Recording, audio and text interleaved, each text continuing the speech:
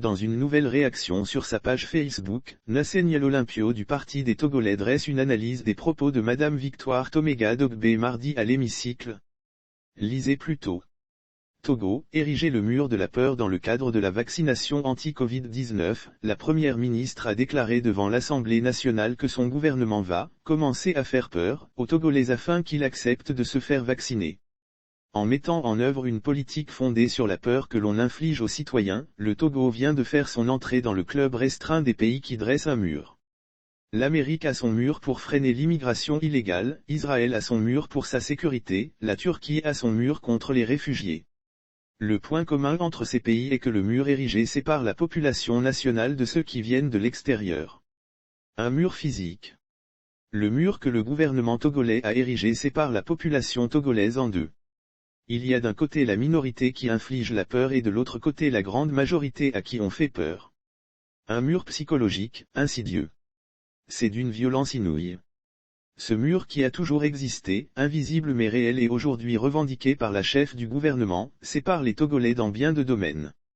D'un côté du mur dressé par le régime, il y a ceux qui ne regardent pas le système éducatif public et inscrivent leurs enfants dans des écoles privées à coût de millions de francs CFA, qui ne sont pas intéressés par le système de santé publique et vont faire soigner leur grippe dans les hôpitaux ultramodernes à l'étranger, parfois aux frais du contribuable, qui mangent du saumon et boivent du champagne dont le Togo semble être l'un des premiers consommateurs mondiaux par habitant, en un mot ceux qui vivent comme des stars en puisant allègrement dans les caisses de l'État, et dont les enfants ont un avenir assuré dans les structures de l'État.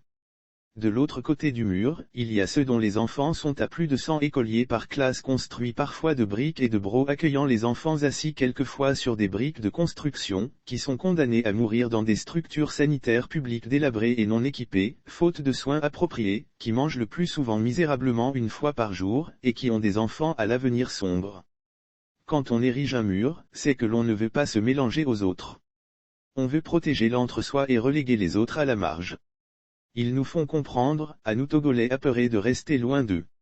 En proclamant avec aplomb et fierté une telle politique, la première ministre se fait le porte-flambeau de cette politique de répression, de violence tant physique que psychologique. Le régime en a l'habitude, on le sait et on le combat. Mais délivrer ce type de message dans un discours officiel au sein de ce qui est supposé être la représentation nationale, cela témoigne que le régime est décomplexé dans l'exercice de la dictature et des diverses formes de violence. Le pouvoir retourne aux années d'avant 1990. Ceux qui depuis 16 ans disent que le régime togolais s'améliore et fait preuve d'ouverture doivent se rendre à l'évidence.